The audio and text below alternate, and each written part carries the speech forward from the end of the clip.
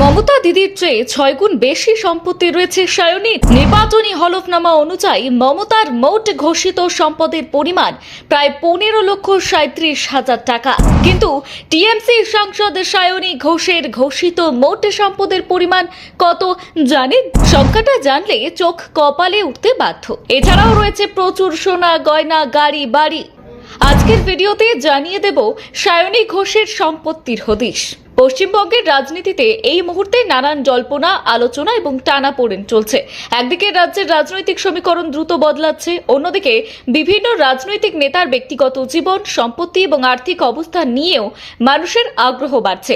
আর এরই মধ্যে আলোচনায় উঠে এসেছে তৃণমূল কংগ্রেসের দুই পরিচিত মুখ মমতা বন্দ্যোপাধ্যায় এবং সায়নী ঘোষের সম্পদের হিসাব। সাধারণ মানুষের কাছে মমতা বন্দ্যোপাধ্যায় বরাবরই একজন অত্যন্ত সাধারণ জীবনযাপনকারী রাজনৈতিক নেতা হিসেবেই পরিচিত। দীর্ঘ রাজনৈতিক জীবনে তিনি বহুবার মুখ্যমন্ত্রীর দায়িত্ব সামলেছেন, দেশের অন্যতম প্রভাবশালী নেত্রী হিসেবেও পরিচিতি পেয়েছেন। কিন্তু এত দীর্ঘ রাজনৈতিক জীবনের পরেও তার ব্যক্তিগত সম্পদের পরিমাণ তুলনামূলকভাবে খুবই কম। নির্বাচনী হলফনামা দেওয়া তথ্য অনুযায়ী মমতা বন্দ্যোপাধ্যায়ের মোট ঘোষিত সম্পদের পরিমাণ প্রায় ১৫ লক্ষ টাকার কিছু বেশি। সবচেয়ে উল্লেখযোগ্য বিষয় হলো তার নামে কোনো ব্যক্তিগত বাড়ি নেই, কোনো জমি নেই এবং কোনো ব্যক্তিগত গাড়িও নেই। এমনকি বহুবার তাকে সাধারণ মানুষের মতোই জীবনযাপন করতে দেখা গিয়েছে। সাধারণ শাড়ি, হাওয়াই চটি এবং অত্যন্ত সাদামাটা জীবনধারার জন্য তিনি বহুদিন ধরেই আলোচনায় থাকেন। অন্যদিকে সায়নী ঘোষের জীবনযাত্রা এবং পেশাগত পথ চলা কিছুটা আলাদা। রাজনীতিতে আসার আগে তিনি বাংলা টেলিভিশন এবং বিনোদন জগতের একজন পরিচিত মুখ ছিলেন।